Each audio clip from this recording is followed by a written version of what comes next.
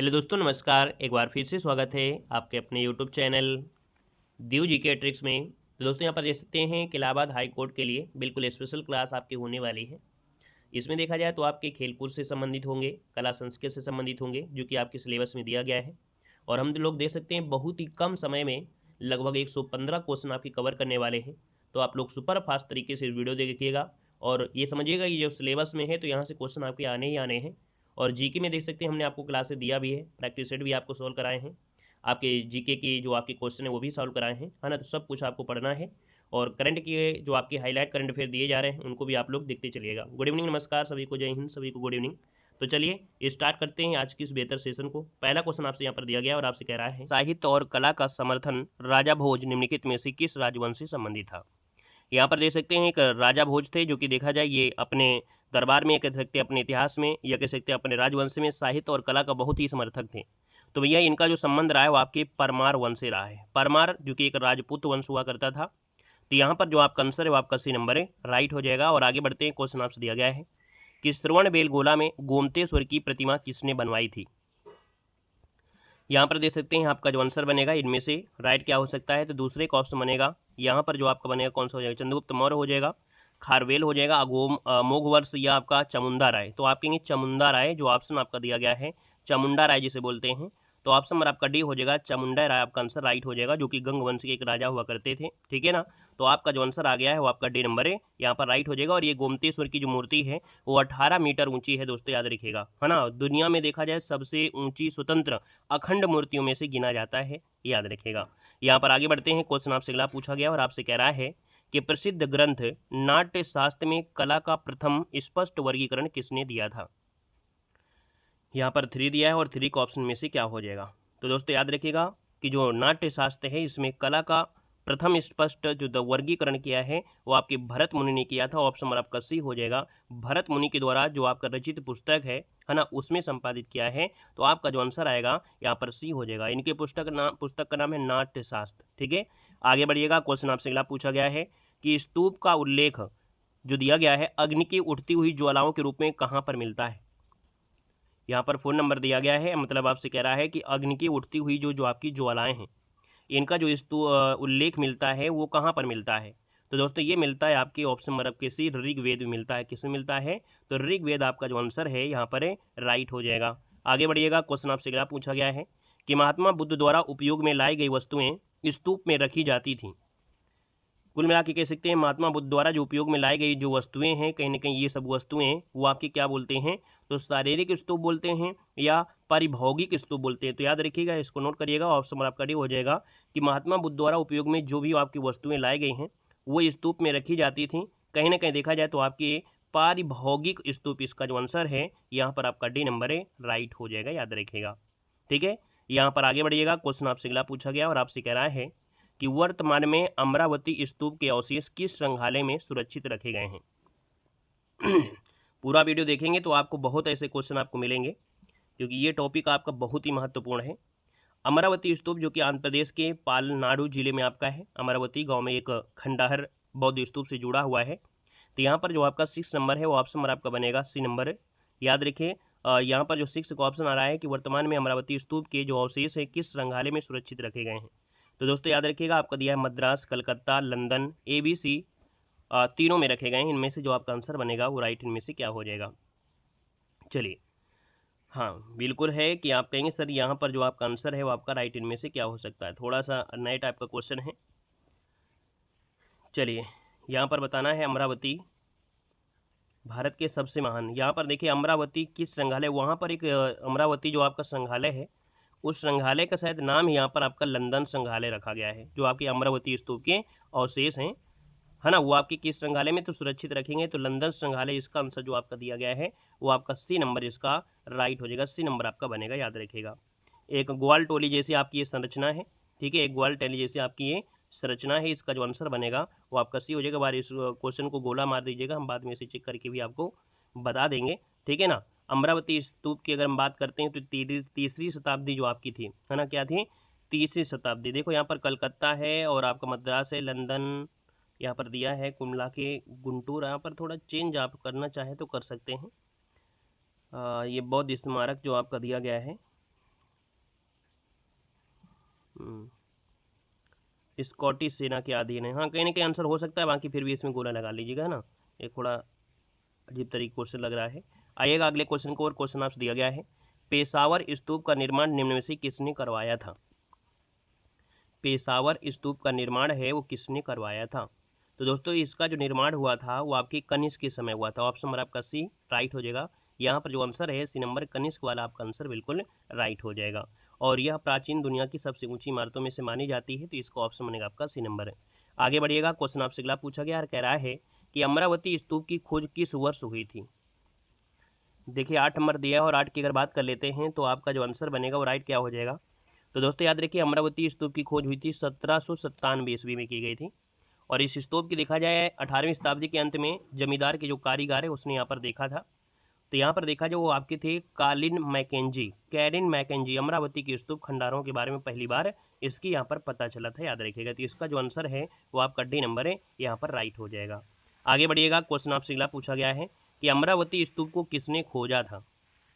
अमरावती स्तूप को किसने खोजा, अभी अभी हमने बताया मैकेंजी। कौन थे, मैकेंजी, जो कि ऑप्शन नंबर आपका बनेगा यहाँ पर नंबर मैकेंजी आपका आंसर है, यहाँ पर राइट हो जाएगा, ठीक है ना। यहाँ पर आगे बढ़ते हैं, क्वेश्चन आपसे अगला पूछा गया और आपसे कह रहा है यहाँ पर क्वेश्चन, गोपिका मामा कामा वहियक और वडधिक गुफाएं की गुफाएं हैं। मतलब ये जो गुफाएं हैं वो आपकी किसके अंतर्गत आती हैं। तो दोस्तों याद रखिए ये जो गुफाएं हैं वो नागार्जुनी गुफा समूह के अंदर आती हैं, जैसे गोपिका है और वह्यक है, और आपकी वडधिक गुफाएं आपकी आती हैं नागार्जुनी गुफा समूह में। अगले क्वेश्चन को आते हैं, क्वेश्चन आपसे अगला पूछा है कि मंदिर निर्माण की जो नागर है, द्राविड़ है, बेसर शैलियाँ किस काल में विकसित हुई थी। 11 नंबर की अगर बात करते हैं तो दोस्तों याद रखिएगा ये आपकी जो विकसित हुई थी, है ना, ये आपके गुप्तोत्तर काल में विकसित हुई थी। यहाँ पर जो आपका आंसर है वो राइट हो जाएगा, कौन सा, बी नंबर है, यहाँ पर राइट हो जाएगा, गुप्तोत्तर आपका हो जाएगा। देखो नागर शैली, नागर मंदिर में गर्भ और उसके जो आपके अंतराल होते हैं, मंडप होते हैं, अर्धमंडप होते हैं, वो सब आपके इसमें होते हैं। तो यहाँ पर जो आपका आंसर बी हो जाएगा। देखिए यहाँ पर जो आपकी कह सकते हैं नागर शैली है ना, ये उत्तर भारत में आपके बनाए जाते हैं, बिल्कुल उत्तरी भाग में। मध्य भारत में जो आपके होते हैं वो आपके कौन होते हैं, तो आपके बेसर होते हैं। और दक्षिण भारत में जाएंगे तो आप मिलेगा द्राविड़ भाषा में, ठीक है, द्राविड़ मिलेंगे। यहाँ पर आगे बढ़ते हैं, क्वेश्चन दिया गया है और आपसे कह रहा है निम्न में से किस गुफा में यहाँ पर पद्पाणी बोधिसत्व नामक पेंटिंग पाई गई है।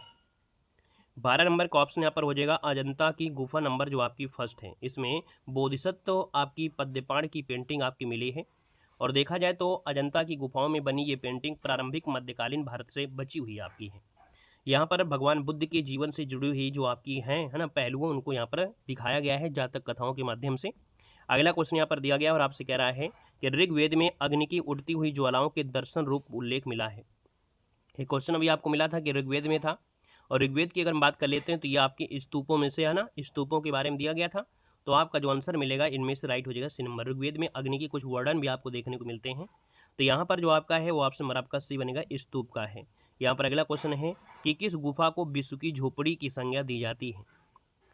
14 का नाम ऑप्शन देना है, और 14 का जो ऑप्शन बनेगा वो राइट हो जाएगा बी नंबर। ये जो आपकी हैं कौन, ये भारत में पाई जाती हैं बराबर की गुफाएं, ठीक है, बराबर की पहाड़ियों में स्थित है बराबर गुफाएं, दुनिया की सबसे पुरानी जीवित गुफाएं आपकी माना जाता है, जिसमें लोमहर्षि नामक के जो ऋषि थी, है ना, उनसे आपका जुड़ा हुआ है। तो ऑप्शन नंबर आपका बी राइट हो जाएगा। अगला क्वेश्चन आपसे दिया गया है कि नागर स्थापत्य की प्रमुख विशेषताएं क्या हैं।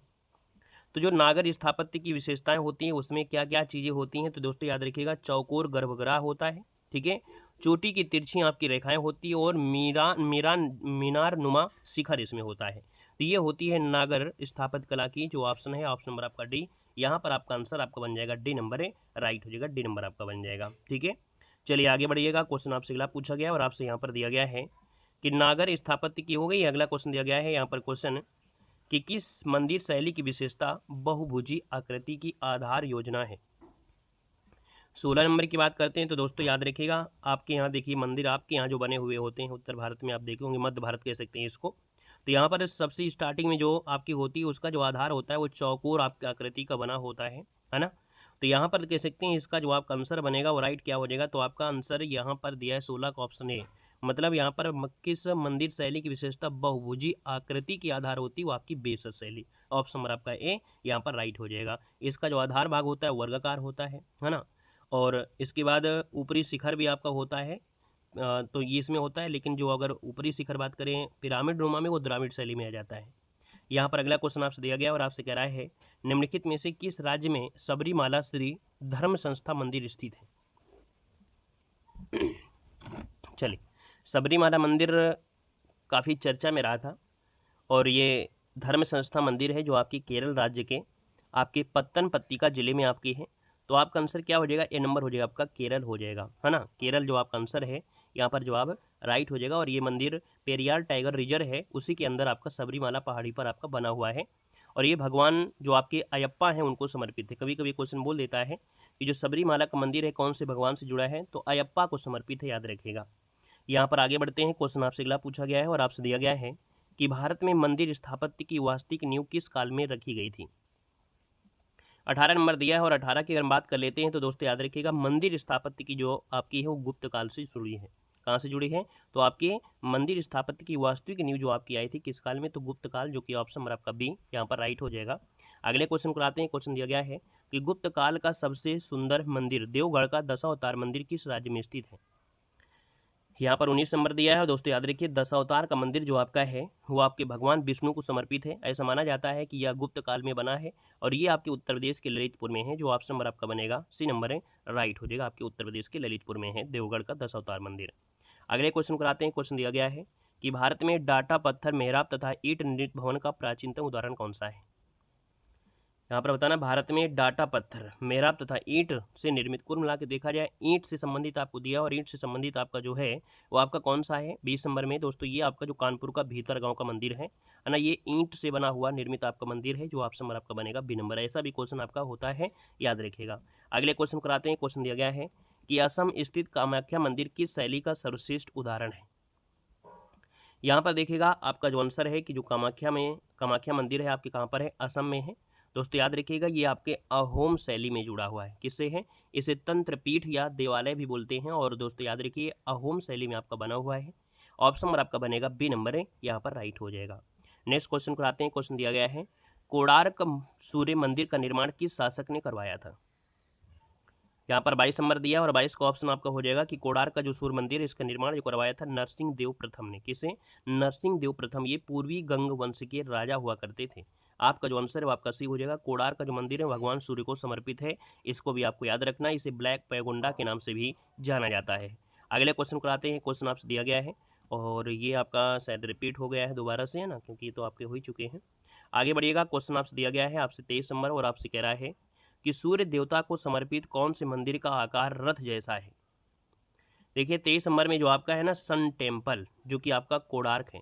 हमने कहा कि जो कोणार्क का मंदिर है कुछ इस प्रकार से बनाया गया है कि इसमें से देखा जाए कि जैसे जैसे आपका सूर्य जाता रहता है, लेकिन उसकी किरणें उसके गर्भगृह में जाती रहती हैं, उसके गर्भगृह में जाती रहती है। सूर्य किसी भी एंगल में चला जाए, वो ऐसा बनाया गया है डिजाइन करके कि उसकी जो सन है अर्थात किरणें हैं उसी गर्भगृह में ही जाती है। इसकी ये कह सकते हैं एक खासियत इसकी है, ठीक है ना। तो कहेंगे सूर्य देवता को समर्पित ये मंदिर का आकार रथ जैसा भी है। तो ये आपका है सन टेम्पल, जो कि आपका कोणार्क है। इसका आंसर आपका ये नंबर है, राइट हो जाएगा। कोणार्क में 13वीं शताब्दी में बनवाया गया था, ठीक है।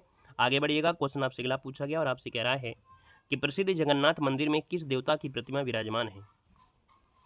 24 नंबर दिया और 24 का ऑप्शन दोस्तों याद रखिएगा कि जो आपके जगन्नाथ मंदिर है, जगन्नाथ मंदिर में दोस्तों जगन्नाथ, भगवान जगन्नाथ, सुभद्रा और आपके बलभद्र था। तो यहाँ पर श्री कृष्ण की मूर्ति है। इस मंदिर में भगवान जगन्नाथ के साथ उनके बड़े भाई बलभद्र और उनकी जो बहन थी सुभद्रा, है ना, उनकी मूर्ति आपकी यहाँ पर है, जो आपकी जगन्नाथ। आपका जो आंसर हो गया वो आपका डी हो जाएगा। ए बी सी तीनों आपका आंसर हो जाएगा।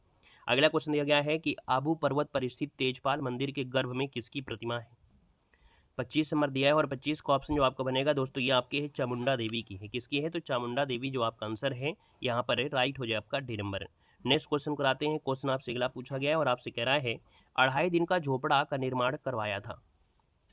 26 नंबर की बात करते हैं तो दोस्तों याद रखिए 2.5 दिन की झोपड़ा है, इसका जो निर्माण करवाया था वो आपकी कुतुबुद्दीन ऐबक ने करवाया था। यहाँ पर जो आंसर आपका दिया है वो आपका डी राइट हो जाएगा। और देखा जाए तो 2.5 दिन का झोपड़ा एक प्रकार से मस्जिद ही है ना, जो कि आपकी कुतुबुद्दीन ऐबक ने करवाया था। कहा जाता है संस्कृत विद्यापीठ था, उसको तोड़वा कर इसने यहाँ पर क्या बनवाया था, 2.5 दिन का झोपड़ा।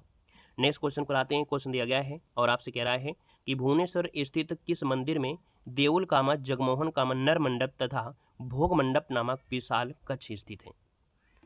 ये जो आपका लिंगराज का मंदिर है, लिंगराज मंदिर की अगर हम बात करते हैं तो ऑप्शन सी हो जाएगा लिंगराज मंदिर। ये शहर का सबसे बड़ा और पुराना मंदिर माना जाता है, भगवान शिव को समर्पित है। राजा जजात केसरी ने इसको बनवाया था। इसको 4 भागों में बांटा था, एक गर्भगृह, यज्ञशाला, भोग मंडप और नाट्यशाला में। केवल मीनार ही नहीं बल्कि इस भोग मंडप की दीवारों में भी मूर्तियां आपकी लगी हैं। तो ये आपका आंसर सी नंबर है, राइट हो जाएगा, लिंगराज मंदिर आपका आंसर है, राइट हो जाएगा, जो कि आपके भुवनेश्वर में आपका है। ठीक है ना, उड़ीसा प्रांत की राजधानी भुवनेश्वर में ये स्थित है, याद रखिएगा। क्लियर है। यहाँ पर आगे बढ़ते हैं, मतलब ये भगवान त्रिभुवनेश्वर जिसे बोलते हैं शिव, तो भगवान त्रिभुवनेश्वर अर्थात शिव को समर्पित है। यहाँ पर भगवान शिव को बोलते हैं त्रिभुवनेश्वर भी बोलते हैं। आगे बढ़िएगा, क्वेश्चन आपसे अगला पूछा गया है कि राजस्थान में स्थित ऊखा मस्जिद का निर्माण किसने करवाया था। राजस्थान में स्थित ऊखा मस्जिद का जो निर्माण है वो किसने करवाया था। यहाँ पर 28 का ऑप्शन बनेगा बी नंबर। दोस्तों ये है मुबारक शाह खिलजी, का नाम आपने सुना होगा। मुबारक शाह खिलजी जो आपका आंसर है यहाँ पर राइट हो जाएगा। और देखा जाए तो राजस्थान में मुगल शासन के दौरान ये बनी हुई इस क्षेत्र की सबसे बड़ी ऐतिहासिक इमारतों में से एक आपकी है, जो कि आपके भरतपुर का एक लोकप्रिय स्थल माना जाता है। कहाँ पर, भरतपुर। आगे बढ़िएगा, क्वेश्चन दिया गया है कि शेर शाह सूरी का मकबरा कहाँ पर स्थित है। शेर शाह सूरी का मकबरा आपके कहाँ है, सासाराम, बिहार। सासाराम जो पड़ता है वो आपके बिहार में पड़ता है। दोस्तों याद रखिएगा, इनके मकबरा की खासियत है कि ये मकबरा अष्टकोणीय पद्धति से बना है, मतलब ये 8 कोने का बना है। ठीक है, जैसे षटकोण मतलब 6 कोने का होता है, ये 8 कोने का बना हुआ है ना। पूरा मकबरा शेर शाह सूरी बिहार के पठान की याद में यहाँ पर बनाया गया था। और देखा जाए तो कुल मिला के देखा जाए तो आपका सासाराम का जो बना हुआ है इसमें 2 शैली का प्रयोग हुआ है, हिंदुस्तानी भी है, इंडो इस्लामिक जिसे बोलते हैं ना। कहते हैं कि इंडो और इस्लामिक वास्तुकला का बेहतरीन आपका उदाहरण है, ये देखने को मिलता है। इसे बोलचाल की भाषा में भारत का दूसरा ताजमहल भी कहते हैं। ये जो सासाराम है इसको बोलचाल में हम लोग कह सकते हैं इसे दूसरा ताजमहल के नाम से भी जाना जाता है। और यहाँ पर आगे बढ़ते हैं, क्वेश्चन आपसे अगला पूछा गया और आपसे कह रहा है यहाँ पर क्वेश्चन कि किस मुगल शासक ने आगरा के किले को बनवाया था। 30 नंबर की बात करते हैं तो 30 नंबर की बात करते हैं तो आगरा का जो किला है वो आपके अकबर ने बनवाया था। किसने, अकबर ने बनवाया था। आगरा का लाल किला भारत के आगरा शहर में स्थित है ना। तो यहाँ पर देखा जाए तो आपका जो आंसर आएगा वो आपका भी हो जाएगा, अकबर ने बनवाया। नेक्स्ट क्वेश्चन दिया गया है और आपसे कह रहा है फतेहपुर सीकरी की किस इमारत में गुजराती शैली का प्रभाव देखने को मिलता है। 31 नंबर में दोस्तों याद रखिएगा, आपसे कह रहा है फतेहपुर सीकरी की किस इमारत में गुजराती शैली का प्रभाव देखने को मिलता है, आपसे कह रहा है। तो दोस्तों यहाँ पर देख सकते हैं आपसे दिया है जामा मस्जिद, पंचमहल, जोधाबाई महल या उपयुक्त में से कोई नहीं। देखिए फतेहपुर सीकरी की किस इमारत में दिया गया है और यहाँ पर जो आपकी है वो आपकी इनमें से क्या बन सकता है। यहाँ पर जामी मस्जिद मुगलों द्वारा बनवाई गई थी, लेकिन ये जो आपका मॉडल है ये दक्षिणी प्रवेश द्वार एक विशेल कह सकते हैं, ये भी तो आपका है नहीं है ना। पंचमहल आपका बना है जो आपकी गुजराती शैली में बना हुआ हो, है ना। इनमें से कोई ऑप्शन आपका नहीं बनेगा। ठीक है, इसमें से कोई भी ऑप्शन नहीं है जो आपकी गुजराती शैली में है। यहाँ पर जो आपका आंसर है वो आपका डी इनमें से कोई नहीं हो जाएगा। तो इस क्वेश्चन नंबर आपका 31 को उसको नोट कर लीजिएगा। यहाँ पर आगे बढ़ते हैं, क्वेश्चन आपसे अगला पूछा गया है। हाँ, अगर हम बात करते हैं जो फतेहपुर सीकरी बुलंद दरवाज़ा है ना, बुलंद दरवाज़ा का जो आकार है कह सकते हैं उनकी जो शैली है इनसे बिल्कुल हट कर आपकी है। ठीक है, इनकी से बिल्कुल हट कर हम लोग कह सकते हैं। अगला क्वेश्चन यहाँ पर दिया गया और आपसे कह रहा है कि मुगल शासक शाहजहाँ की सबसे प्रसिद्ध इमारत कौन सी है। यहाँ पर देखिएगा जो आपका शाहजहाँ थे इनकी प्रसिद्ध ताजमहल होगा और क्या होगा, इसके अलावा और हो सकता है। शाहजहाँ की सबसे प्रसिद्ध इमारत ताजमहल है, आगरा में विश्व धरोहर में आपका शामिल भी है, 7 अजूबों में भी आपकी है। पत्नी अपने मुमताज महल की याद में बनवाया था। अगला क्वेश्चन यहाँ पर दिया गया और आपसे कह रहा है कि आगरा की जो मोती मस्जिद का निर्माण है वो किसने करवाया था। 33 नंबर दिया गया है, 33 का ऑप्शन बात करते हैं तो आगरा की जो मोती मस्जिद है वो आपकी किसने, तो आपकी शाहजहाँ ने बनवाया था। किसने, शाहजहाँ। यहाँ पर याद रखिए आगरा की जो मोती मस्जिद है वो आपकी शाहजहाँ। ऑप्शन नंबर आपका बी राइट हो जाएगा। दिल्ली की नहीं बोला है, दिल्ली होता तो फिर औरंगजेब पहुँच जाते। ठीक है, अगर दिल्ली के लाल किले में मोती मस्जिद बोल देता तो फिर औरंगजेब हो जाता। आगे बढ़िएगा, क्वेश्चन आपसे दिया गया और आपसे कह रहा है यहाँ पर क्वेश्चन सम्राट राज द्वारा बनवाया गया तंजावुर का मंदिर किस देवता को समर्पित है। 34 नंबर दिया है और दोस्तों याद रखिए भगवान शिव को समर्पित, भगवान शिव को समर्पित ये मंदिर एक विशाल लिंगम के रूप में दर्शाया गया है। और चोल राजा जो आपके थे राजा राज चोल प्रथम ने यहाँ पर 1010 ईस्वी में लगभग बनवाया था।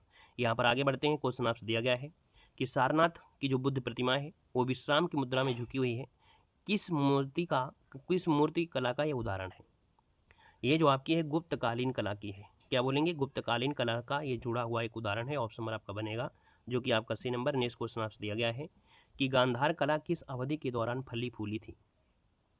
गांधार कला का जो विकास हुआ था वो कहीं ना कहीं कुषाण के काल में, है ना। क्या वो, तो आपकी कुषाण काल में जो गांधार की कला है वो आपकी बहुत ही ज़्यादा देखा जाए चरम पर आपकी रही है। जैसे आपका जो कह सकते हैं मथुरा का आसपास एरिया वाले हैं तो वहाँ पर कुषाण से संबंधित काफ़ी साक्ष्य भी देखने को मिले हैं। अगला क्वेश्चन दिया गया है कि सांची स्तूप का निर्माण किसने करवाया था। सांची स्तूप है, इसका निर्माण जो करवाया था वो किसने, तो दोस्तों याद रखिए अशोक ने करवाया था। किसने, तो सम्राट अशोक ने करवाया था। ये कहाँ पर है, मध्य प्रदेश का जो रायसेन जिला है वहाँ पर है, और ये भारत की सबसे पुरानी पत्थर की संरचनाओं में से एक आपकी है, इसको भी याद रखना है, ठीक है ना। सांची की स्तूप को समय के साथ नुकसान पहुंचाया गया था, लेकिन 1818 में टेलर ने इसकी खोज किया था। यहाँ पर आगे बढ़ते हैं, क्वेश्चन आपसे अगला पूछा गया और आपसे कह रहा है कि सोमनाथ मंदिर को वर्ष 1025 में किसने लूटा था। यहाँ पर 38 नंबर दिया और 38 का ऑप्शन हो जाएगा ये आपके जो हैं महमूद गजनवी, है ना, महमूद गजनवी है। 1025 में सोमनाथ मंदिर पर हमला किया था, उसकी संपत्ति लूट लिया था, उसे नष्ट भी किया था। और देखा जाए तो इसके बारे में जो आपके अलबरूनी था उसका विवरण ऐसे लिखा भी है इसके बारे में। यहाँ पर जो आपका आंसर हो गया है नंबर, नेक्स्ट क्वेश्चन आपसे पूछा गया है और आपसे कह रहा है यहाँ पर कि पद्मासन मुद्रा में जैन प्रतिमा की खोज किसने की थी। 39 नंबर दिया है और 39 को ऑप्शन सी हो जाएगा कि पद्मासन मुद्रा में जैन प्रतिमा की जो खोज किया वो किया था सर विलियम जोन्स ने। किसने किया था, तो आपके सर विलियम जोन्स, जिसको ऑप्शन है आपका सी नंबर है राइट हो जाएगा। नेक्स्ट क्वेश्चन को आते हैं, क्वेश्चन दिया गया है सर विलियम जोन्स द्वारा मध्य प्रदेश के नचना कुठार से प्राप्त 2 जैन प्रतिमाओं की विशेषता क्या है। इनकी जो विशेषता है वो आपकी पद्मासन मुद्रा की है, अर्थात जो आपकी बात हो रही है वो पद्मासन मुद्रा की ही खोज किया था, नचना कुठार से प्राप्त की थी। तो आपका जो आंसर है वो आपका सी नंबर है राइट हो जाएगा। और ये याद रखिए मध्य प्रदेश के नचना कुठार से प्राप्त किया था, जो कि आपकी जैन प्रतिमाओं की ये विशेषता है। ये जो आपकी हैं पद्मासन मुद्रा में जिसे आपके पद्मासन बना के बैठते हैं, है ना, उस प्रकार से। यहाँ पर अगला क्वेश्चन है कि लौरिया नंदनगढ़ स्तंभ कहाँ पर अवस्थित है। 41 नंबर दिया गया और 41 का ऑप्शन बनेगा सी नंबर। ये आपका जो है वो आपके बिहार के पश्चिमी चंपारण जिले में है। यह स्तंभ बूढ़ी गंडक नदी के किनारे बनाया गया है, ऐतिहासिक स्थल है जो मौर्य कला के अवशेषों के लिए जाना जाता है। लौरिया नंदन स्तंभ के बारे में बहुत ही महत्वपूर्ण पॉइंट होते हैं, जैसे कि इस स्तंभ पर ब्रह्म लिपि और प्राकृत भाषा का लेख हुआ है। इस लेख में अशोक धम्म की जानकारी भी देखने को यहाँ पर मिलता है। आगे बढ़िएगा, क्वेश्चन आपसे अगला पूछा गया और आपसे कह रहा है प्रसिद्ध लौह स्तंभ कहाँ पर अवस्थित है। 42 नंबर दिया है और 42 का ऑप्शन जो आपका बनेगा वो आपका क्या हो जाएगा, तो 42 का ऑप्शन सी हो जाएगा। ये आपके दिल्ली में है। कहाँ पर है, तो याद रखिएगा प्रसिद्ध लौह स्तंभ जो आपका है वो कहाँ पर है, तो आपके दिल्ली में आपका बना है, कुतुब मीनार के परिसर में आपको बना हुआ है। यूनेस्को द्वारा ये सूचीबद्ध भी आपका है। जो आपका लौह स्तंभ है बिना जंग लगे हुए आज भी अभी तक वैसा ही का वैसा यहाँ पर आपको देखने को मिलेगा, ठीक है ना, क्लियर है। यहाँ पर आगे बढ़ते हैं, क्वेश्चन आपसे अगला पूछा गया है कि अजंता की गुफाएं किस काल में बनाई गई थी। अजंता की जो गुफाएं हैं वो किस काल में बनाई गई थी, तो याद रखिए अजंता की गुफाएं जो आपकी हैं कुल मिला के देखा जाए तो आपके दूसरी शताब्दी ईस्वी पूर्व से लेकर 480 से लेकर 560 ईस्वी पूर्व की बनाई गई थी। इस समय जो चल रहा था कहीं ना कहीं देखा जाए तो आपका कौन सा काल है, तो आपका ये गुप्त काल चल रहा था। तो ऑप्शन आपका ये नंबर है राइट हो जाएगा। अगले क्वेश्चन को आते हैं, क्वेश्चन दिया गया है कि एलोरा की गुफाएं इनमें से किस धर्म से जुड़ी हुई हैं। एलोरा की गुफाएं देखिए, एलोरा की गुफाएं में आपके हिंदू, बौद्ध, जैन ये सभी आपके आते हैं। तो ऑप्शन नंबर आपका डी यहाँ पर राइट हो जाएगा, ठीक है ना। यहाँ पर आगे बढ़ते हैं, मतलब कुल मिला के बौद्ध और ब्राह्मण धर्म के जो बीच मतभेद है उसको लेकर ये दर्शाती है। आगे बढ़िएगा, क्वेश्चन आपसे अगला पूछा गया है कि आधुनिक भारत के प्रमुख चित्रकार कौन हैं।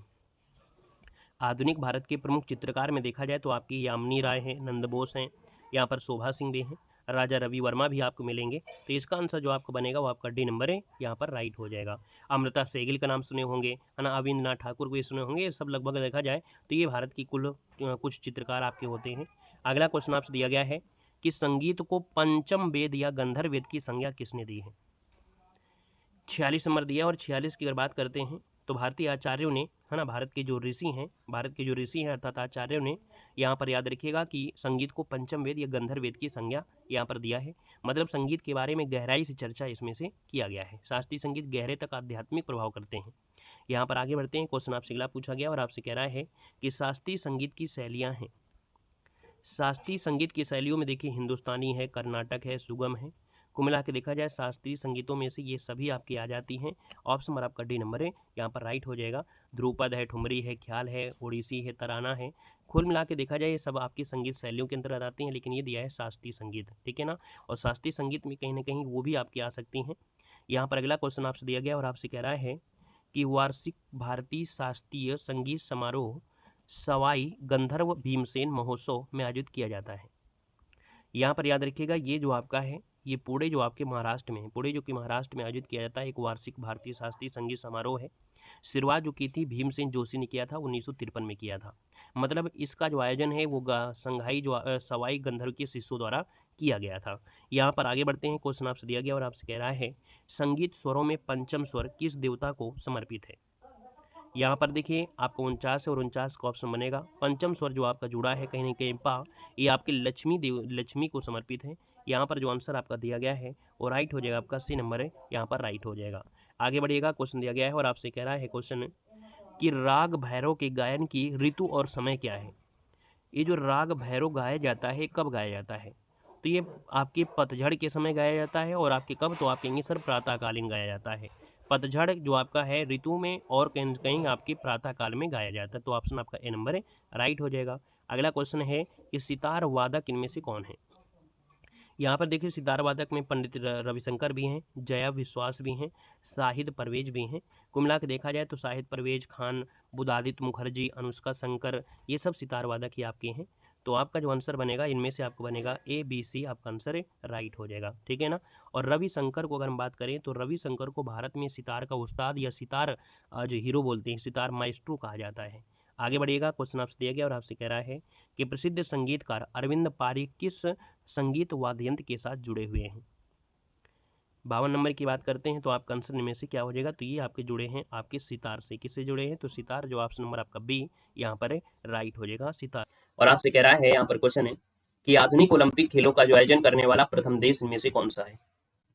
चलिए, क्वेश्चन आपसे कह रहा है कि सर आधुनिक ओलंपिक खेलों का आयोजन करने वाला प्रथम देश इनमें जो आपका है वो कौन सा है।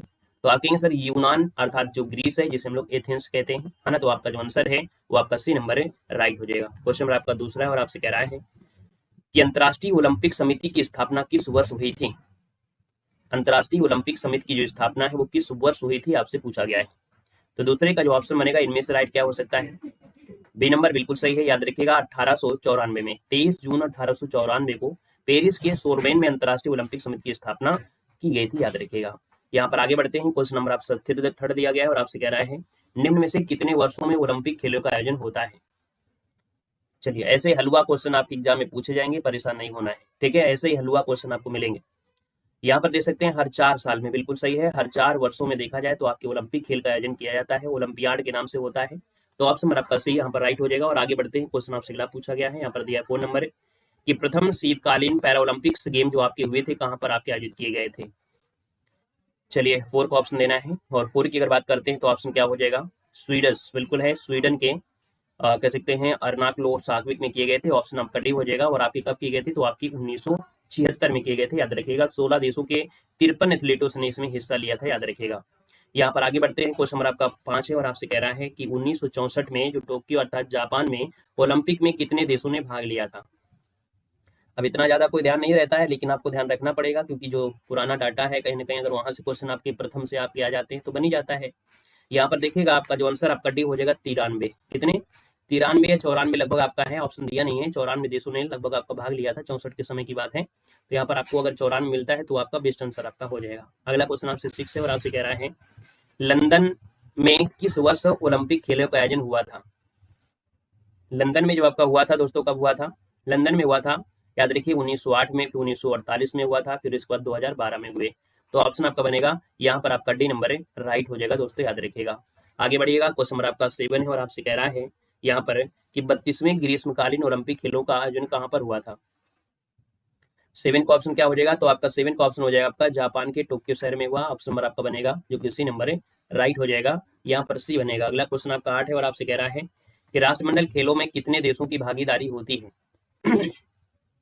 8 नंबर का ऑप्शन की अगर बात करते हैं तो ऑप्शन क्या हो जाएगा, लगभग 72 टीमें होती हैं, है ना, 72-71 लगभग टीमें आपकी होती हैं। तो यहाँ पर देख सकते हैं ऑप्शन नंबर आपका बनेगा सी नंबर 71 होती है, लेकिन अभी हाल ही में कोई एक आपका जुड़ा होगा, है ना। तो 72 आपकी टीमें गूगल में बता रहा है। ऑप्शन नंबर आपका सी यहाँ पर हो जाएगा। क्वेश्चन नंबर आपका 9 है और आपसे कह रहा है कि 1934 के राष्ट्रमंडल खेल किस देश में आयोजित किए गए थे।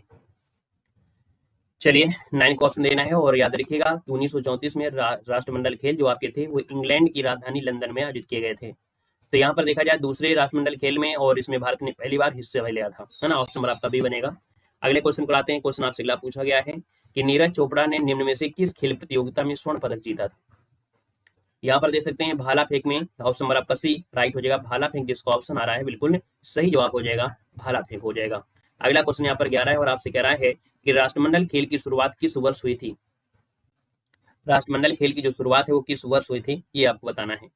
1930 बिल्कुल सही जवाब है, ऑप्शन बी हो जाएगा। 1930 में हुई थी, कनाडा के हैमिल्टन में आयोजित किए गए थे। 11 देशों ने इसमें हिस्सा लिया था। इन खेलों में 6 खेलों और 59 कैसे एथलीटों ने यहाँ पर 59 आयोजकों में से हिस्सा के लिए 400 एथलीट आपसे पहुंचे थे। कुल मिला के 11 देशों ने इसमें हिस्सा लिया था। अगला क्वेश्चन आपसे दिया गया है, आपसे कह रहा है एशियन गेम्स की शुरुआत किस वर्ष हुई थी।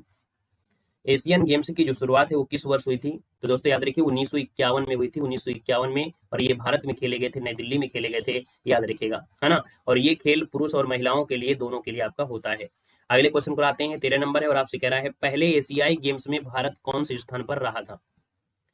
चलिए 13 नंबर दिया है और 13 का ऑप्शन में से क्या हो जाएगा, तो यहाँ पर बताना है कि पहले एशियाई गेम्स में भारत कौन से स्थान पर रहा था। यहाँ पर जो आंसर आपका दिया है वो आपका बी हो जाएगा, दूसरा स्थान आपका जो आंसर है यहाँ पर राइट हो जाएगा, दूसरा आपका बन जाएगा, याद रखिएगा। यहाँ पर आगे बढ़ते हैं, क्वेश्चन नंबर आपसे 14 पूछा गया है और आपसे कह रहा है कि एशियन गेम्स का आयोजन कितने वर्ष की अवधि पर संपन्न किया जाता है। 14 नंबर दिया है, 14 का ऑप्शन दोस्तों याद रखिए, प्रत्येक 4 वर्ष की अवधि में एशियन गेम्स आपके होते हैं ना। ऑप्शन नंबर आपका हो जाएगा बी नंबर है। और अगला क्वेश्चन आपका 15 है और आपसे कह रहा है बजरंग पुनिया का संबंध किस खेल से है। चलिए बताना है कि बजरंग जो पुनिया है वो कौन सा खेल खेलते हैं, है ना। इनका संबंध किससे है, तो आपकी कुश्ती से है, जो कि बिल्कुल सही जवाब है। एक भारतीय फ्री स्टाइल पहलवान है बजरंग पुनिया, है ना, हरियाणा के रहने वाले हैं। और जन्म की बात करते हैं तो 1994 को इनका जन्म हुआ था। यहाँ पर देखिए बजरंग पुनिया विश्व कुश्ती चैंपियंस में 3 पदक जीतने वाले एकमात्र भारतीय पहलवान भी हैं। इन्होंने टोक्यो में जो ओलंपिक हुए थे उसमें कांस्य पदक भी जीता था। 2018 में एशियन गेम्स में हुए थे, उसमें भी गोल्ड जीता था, है ना। बजरंग पुनिया को 2019 में पद्मश्री सम्मानित भी किया जा चुका है लेकिन उन्होंने पद्मश्री वापस लौटा दिया था। अगला क्वेश्चन आपसे 16 है और आपसे कह रहा है कि भारत का राष्ट्रीय खेल क्या है। तो कह सकते हैं कि आधिकारिक तौर पर जो आपका है वो कौन सा है, यहाँ पर ऑप्शन नंबर आपका ये हो जाएगा, हॉकी हो जाएगा। हाँ ये होगा आधिकारिक तौर पर। वैसे आपका भाई आप लोगों के हिसाब से, गूगल के हिसाब से, गूगल में ये सब बोलेगा कि भारत का कोई भी खेल राष्ट्रीय खेल नहीं है, लेकिन आधिकारिक तौर पर आपका हॉकी है, ये आपके गूगल बाबा कहते हैं। याद रखिए इसका आंसर आपका हो जाएगा, हॉकी हो जाएगा। ठीक है, अगला क्वेश्चन आपसे 17 दिया गया और आपसे कह रहा है कि हिरोशिमा जापान ने किस वर्ष में एशियन गेम्स की मेजबानी किया था। 17 नंबर है, 17 का ऑप्शन बी हो जाएगा, ये है आपका 1994। पहले 1958 में हुए थे, उसके बाद 1994 में नगोया एशियाई खेलों की मेजबानी किया था, दोस्तों याद रखिएगा। यहाँ पर आगे बढ़ते हैं, क्वेश्चन आपका 18 है और आपसे कह रहा है दक्षिण एशियन फेडरेशन खेल अर्थात सैफ का आयोजन सर्वप्रथम कहाँ पर हुआ था। ये 18 नंबर दिया और 18 का ऑप्शन दोस्तों याद रखिए नेपाल में हुआ था। क्या हुआ था, नेपाल में हुआ था। नेपाल जो आपकी काठमांडू है वहां पर आपके आयोजित किए गए थे, है ना। 2 वर्षों के अंतराल पर आपके ये जो आपके खेल हैं आयोजित किए जाते हैं। ऑप्शन नंबर आपका भी बनेगा। अगले क्वेश्चन पर आते हैं, क्वेश्चन आपसे दिया गया है कि चीन का राष्ट्रीय खेल कौन सा है। चलिए बताना है 19 नंबर में कि चीन का जो राष्ट्रीय खेल है वो आपका कौन सा है। चलिए अभी इसमें भी आपको गूगल में मिलेगा कि चीन ने औपचारिक रूप से राष्ट्रीय खेल घोषित नहीं किया है, ठीक है ना। लोकप्रियता के आधार पर टेबल टेनिस को राष्ट्रीय खेल मानते हैं, यही चीज हर देश में है। यहाँ पर देखिए ऑप्शन नंबर आपका सी हो जाएगा, टेबल टेनिस जो आपका है वो चाइना का क्या है, राष्ट्रीय खेल है। ऑप्शन नंबर आपका बनेगा सी नंबर हो जाएगा। यहाँ पर बेसबॉल जो आपका है अमेरिका का है, कहाँ का है, ये आपकी अमेरिका का है, याद रखिएगा अमेरिका का। जूडो आपकी जापान का है, हॉकी तो आपकी भारत का ही है। क्वेश्चन नंबर आपका 20 है और आपसे कह रहा है राइडर कप किस खेल से संबंधित है। चलिए बताना है कि जो राइडर कप है वो किस खेल से संबंधित है, राइडर कप जो दिया जाता है वो किस खेल में दिया जाता है। यहाँ पर 20 नंबर है और 20 का जो ऑप्शन बनेगा वो आपका राइट क्या हो जाएगा, 20 का ऑप्शन बी हो जाएगा, दोस्तों याद रखिए गोल्फ में दिया जाता है। गोल्फ जो कि ऑप्शन नंबर आपका बना है बी नंबर, इसका राइट हो जाएगा। यूरोप और संयुक्त राज्य अमेरिका की टीमों के बीच खेली जाती है द्विवार्षिक प्रतियोगिता जो कि राइडर कप आपका दिया जाता है। ऑप्शन नंबर आपका बी राइट हो जाएगा। यहाँ पर आगे बढ़ते हैं, क्वेश्चन आपका 21 और आपसे कह रहा है ताइक्वांडो किस देश का राष्ट्रीय खेल है। दोस्तों याद रखिए ताइक्वांडो जो आपका दिया है वो दक्षिण कोरिया का है, क्या है, दक्षिण कोरिया का ये राष्ट्रीय खेल है, दोस्तों याद रखिएगा। मार्शल आर्ट है ना, जिसे कोरियाई मार्शल आर्ट कहा जाता है, याद रखिएगा। अगला क्वेश्चन दिया गया है सूची फर्स्ट को सूची सेकंड से सुमेलित करना है और आपको बताना है कि यहाँ पर कौन सा सुमेलित नहीं है। 22 नंबर आपसे कह रहा है, देखिए दिया गया चीन का जो राष्ट्रीय खेल है वो आपका टेबल टेनिस है, मलेशिया का आपका बैडमिंटन है, स्वीडन का आपका फुटबॉल है। अब आपको बताना है और रूस का राष्ट्रीय खेल क्या है। चलिए भाई इसको ऑप्शन देना है, रूस का राष्ट्रीय खेल क्या है, गोल्फ नहीं है भाई, गोल्फ नहीं है। रूस में एक खेल होता है जिसे बैंडी बोलते हैं, क्या बोलते हैं, बैंडी कहा जाता है, खेल को बैंडी कहा जाता है, या रूसी हॉकी जिसे बोल देते हैं, रूसी हॉकी जिसे बोलते हैं, ठीक है, रूसी हॉकी आप समझ लीजिएगा। तो इसलिए ऑप्शन डी नंबर आपका यहाँ पर मैच नहीं था। अगला क्वेश्चन आपसे दिया गया और आपसे कह रहा है कि डर्बी ट्रॉफी किस खेल से संबंधित है। 23 का ऑप्शन देना है और आपसे कह रहा है डर्बी ट्रॉफी जो आपका जुड़ा है वो किससे जुड़ा है। ये जो ट्रॉफी है वो घुड़दौड़ से है। यह 4 ट्रॉफियों का एक सेट होता है जो अमेरिका के सबसे मशहूर दौड़ के विजेता को दिया जाता है घुड़दौड़ में। तो ऑप्शन आपका ये नंबर राइट हो जाएगा। अगला क्वेश्चन आपका 24 है और आपसे कह रहा है कि संतोष ट्रॉफी किस खेल से संबंधित है? चलिए बताइएगा। संतोष ट्रॉफी ये तो आपको पता होगा। संतोष ट्रॉफी जो आपकी है याद रखिए फुटबॉल से संबंधित है। संतोष ट्रॉफी एक अंतर्राज्यीय फुटबॉल प्रतियोगिता होती है। यह भारत में खेला जाने वाला प्रमुख वार्षिक फुटबॉल टूर्नामेंट है। 1951 में इसकी शुरुआत हुई थी, याद रखिएगा। ठीक है ना। अगले क्वेश्चन पर आते हैं। क्वेश्चन आपसे अगला पूछा गया है और आपसे यहाँ पर दिया है 25 नंबर में कि 2 वर्ष में एक बार आयोजित किया जाने वाला सुधीरमन कप जो आपका है किस खेल से संबंधित है? सुधीरमन जो कप जुड़ा है वो किस खेल से संबंधित है आपसे कह रहा है। तो दोस्तों याद रखिए सुधीरमन कप है आपके बैडमिंटन से जुड़ा हुआ है। हर 2 साल में याद रखिए ये आपकी प्रतियोगिता होती है। ठीक है। और अगला क्वेश्चन आपसे दिया गया है 26 नंबर में, उबेर कप ट्रॉफी किस खेल से संबंधित है? उबेर कप ट्रॉफी जो आपकी है किस खेल से संबंधित है आपको बताना है। यहाँ पर देखिए 26 नंबर है और 26 का जो ऑप्शन बनेगा वो आपका डी हो जाएगा। यहाँ पर बैडमिंटन देखो पुरुष है, बैडमिंटन यहाँ पर दिया बैडमिंटन से जुड़ा है। यहाँ पर पुरुष है और यहाँ पर महिला दिया गया है। लॉन टेनिस है और आपसे यहाँ पर इनमें से कोई नहीं। अब क्या किया जाए? अब क्या किया जाए? वैसे सीधा सीधा होता है बैडमिंटन। चलिए इसमें देखिएगा उबेर कप जो आपका जुड़ा है बैडमिंटन में जो महिला होती हैं, क्या होती हैं?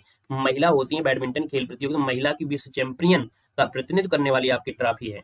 1956 में हर 3 साल में आयोजित की जा रही है, मतलब 1956 से की जा रही है।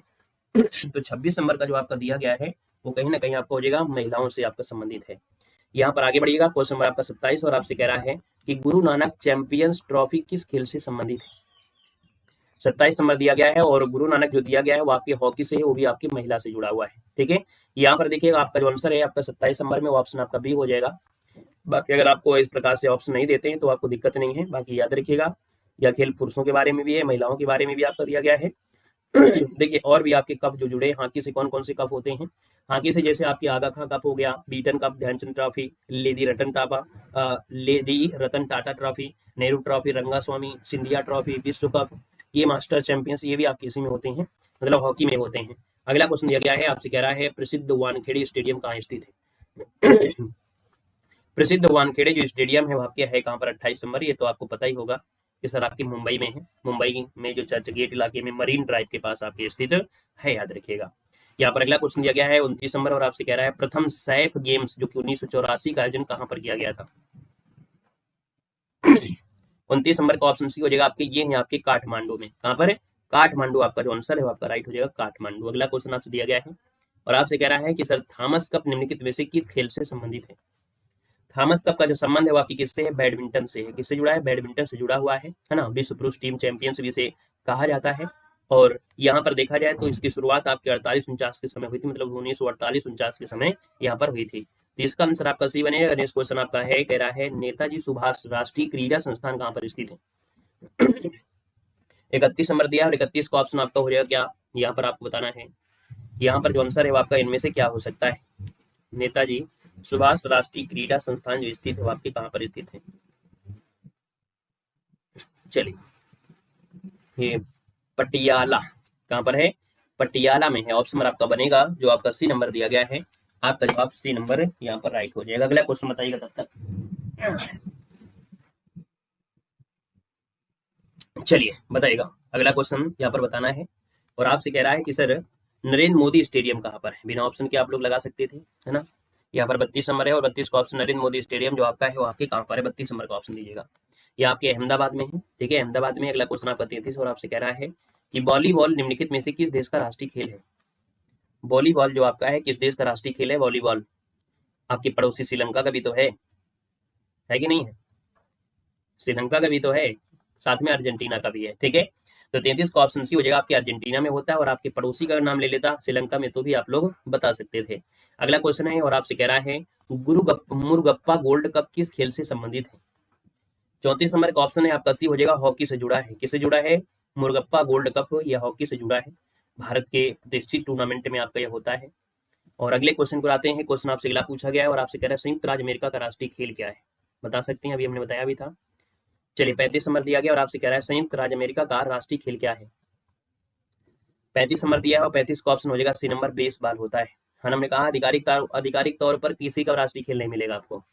जो देश ज्यादा जिस चीज पर आगे हो जाता है धीरे धीरे करके उसी को अपना खेल मान लेता है ना, इसलिए बोलेगा आधिकारिक तौर पर कहीं नहीं है। लेकिन काफी समय से खेला जा रहा है बेसबॉल, लंबे समय से, तो इसलिए किसे माना जा रहा है? तो आप कहेंगे बेसबॉल को मानते हैं। यहाँ पर अगला क्वेश्चन दिया गया है 36 नंबर और आपसे कह रहा है जवाहरलाल नेहरू स्टेडियम किस स्थान पर अवस्थित है? चलिए 36 नंबर दीजिएगा, 36 का ऑप्शन क्या हो जाएगा, जवाहरलाल नेहरू आपके स्टेडियम दिल्ली में मिलेगा, ऑप्शन नंबर आपका सी हो जाएगा। अगला क्वेश्चन आपका 37 है, कौन सा सही सुमेलित नहीं है, 37 नंबर में कौन सुमेलित नहीं है, पहला देखिएगा यहाँ पर दिया गया है आपसे, क्या दिया है, एक शब्द दिया है ड्राइव, शब्द किस खेल से जुड़ा है।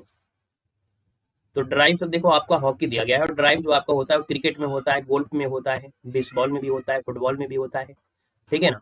यहाँ पर आपके हॉकी में नहीं होता, ये ड्राइव शब्द जो आपका है वो क्रिकेट में मिलेगा, गोल्फ में मिलता है, बेसबॉल में मिलता है, फुटबॉल में मिलता है, लेकिन यहाँ पर हॉकी में नहीं मिलता है, याद रखिएगा। गेंद को बहुत ज्यादा दूर तक भेजने के लिए जोरदार हिट किया गया होता है, उसे किक कहते हैं, और उसी से उसकी ड्राइव बाई और बहुत दूर चली जाती है, कुल मिलाकर वहां शब्द बोलते हैं। तो ये आपके यहाँ से हट जाएगा।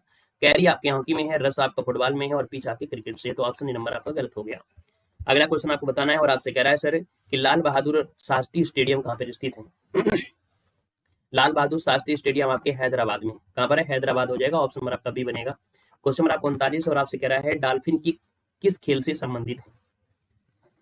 चलिए यहाँ पर देना है, आपका जो जवाब हो जाएगा इनमें से क्या हो जाएगा, तो डॉल्फिन किक होती है तैराकी में, तैराकी खेल में से होता है, छाती से कह सकते हैं तैराक स्ट्रोक किया जाता है ना, बटरफ्लाई किक के साथ दोनों हाथ संतुलित होते हैं, तो ऑप्शन नंबर आपका ये हो जाएगा।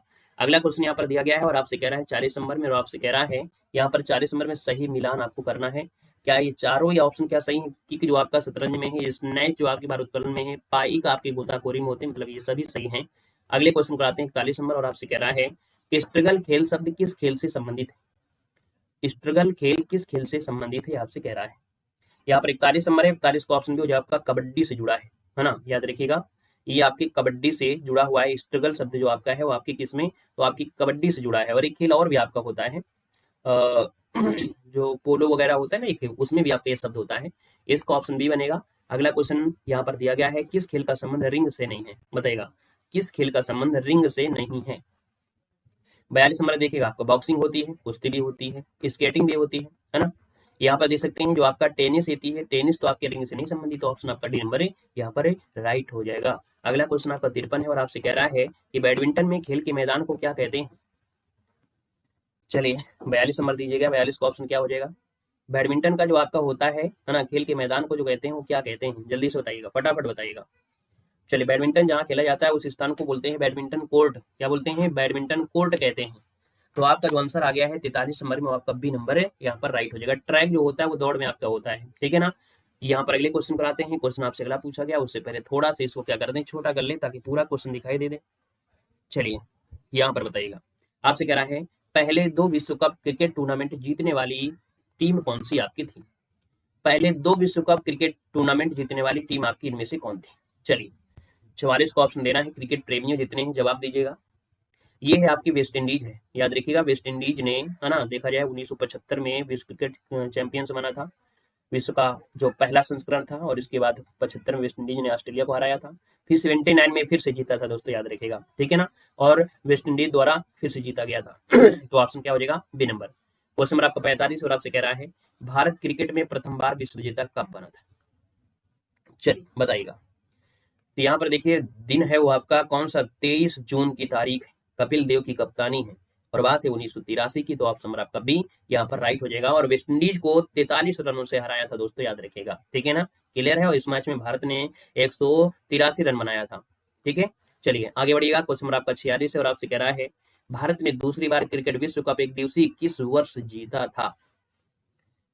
46 नंबर तो बताई दो, ये है आपका 2011, है ना, साल 2011 मुंबई का वानखेड़े स्टेडियम था, श्रीलंका को 6 विकेट से हराया था दोस्तों, याद रखिएगा, ठीक है ना, क्लियर है। आगे बढ़िएगा, क्वेश्चन आपसे अगला पूछा गया, और आपसे कह रहा है यहाँ पर 47 नंबर में कि विश्व का प्रथम क्रिकेट विश्व कप निम्नलिखित में से किस देश ने जीता। विश्व का प्रथम क्रिकेट विश्व कप किस देश ने जीता, 47 नंबर दीजिएगा दोस्तों। ये आपका वेस्ट इंडीज अभी जो आपने पढ़ा था वही आपका आंसर हो जाएगा, इंग्लैंड में आयोजित किए गए थे, ठीक है, और वेस्ट इंडीज ने जीता था, याद रखिए, ऑस्ट्रेलिया को हराकर। अगला क्वेश्चन है आपका सही मिलान आपका नहीं है, 48 नंबर में कौन सा सही मिलान नहीं है। देखो दिया, गोल्फ आपका कोर्स हो जाएगा, है ना, टेनिस आपका कोर्ट हो जाएगा, कुश्ती आपके रिंग में हो जाएगी। अब हॉकी क्या कोर्ट में होता है क्या भैया, बताइएगा, हॉकी के खेल के मैदान को क्या कहते हैं, कोर्ट कहते हैं क्या, हॉकी फील्ड कह दीजिए, हॉकी पिच कह सकते हैं, है ना, फील्ड कह दीजिए, कोई दिक्कत नहीं है। अगले क्वेश्चन पर आते हैं, क्वेश्चन आपसे अगला पूछा गया, और आपसे कह रहा है कि प्रथम हॉकी विश्व कप कब आयोजित हुआ था। चलिए बताइएगा कि प्रथम हॉकी विश्व कप कब आयोजित किया गया था। 49 नंबर दिया और 49 का ऑप्शन हो जाएगा दोस्तों 1971। कब? 1971 में स्पेन के बार्सिलोना में आयोजित किया गया था टूर्नामेंट, ठीक है ना। तो यहाँ पर आंसर आपका ये नंबर है राइट हो जाएगा, ठीक है। पाकिस्तान ने फाइनल में स्पेन को 1-0 से हरा दिया था और अपने नाम किताब कर लिया था विश्व हॉकी, ठीक है। अगला क्वेश्चन है 50 और आपसे कह रहा है कि अर्जुन पुरस्कार किस लिए दिए जाते हैं। अर्जुन जो पुरस्कार है वो किस लिए दिए जाते हैं आपसे कह रहा है। तो अर्जुन पुरस्कार जो खेलों में उत्कृष्ट प्रदर्शन करता है, मतलब ऑप्शन नंबर आपका बी राइट हो जाएगा। अगला क्वेश्चन यहाँ पर दिया गया है और आपसे कह रहा है कि भारत ने किस वर्ष विश्व हॉकी कप विजित रहा था, अर्थात हॉकी में भारत ने कब यहाँ पर विश्व कप जीता। चलिए हॉकी विश्व कप जो जीता भारत ने कब जीता था, ठीक, क्या उनका ऑप्शन में। चलिए 75 में, है ना, याद रखिएगा। वैसे हॉकी टीम ने चार बार अपने नाम किया है, भारत ने सिर्फ एक बार ही, मतलब 75 में इस टॉपिक को अपने नाम किया था। 75 इसका हो जाएगा। जबकि पुरुष जो पाकिस्तान रही थी वो सबसे ज्यादा सफल टीम रही थी। बाद में क्या हुआ तो ये 2002, 18, 23, है ना, कुल मिला के इनमें प्रतियोगिता में हिस्सा लेते रहे। तो यहाँ पर जो आंसर आपका दिया है वो आपका बी नंबर इसका राइट हो जाएगा, याद रखिएगा, ठीक है ना, क्लियर है। मतलब पहली बार आपकी 1975 में जीती थी, इस बात से आपको याद रखना है, ठीक है। बाकी तो फिर आपको कई बार जीती। यहाँ पर अगला क्वेश्चन आपसे यहाँ पर दिया गया है और आपसे कह रहा है, क्या दिया गया है यहाँ पर बताना है।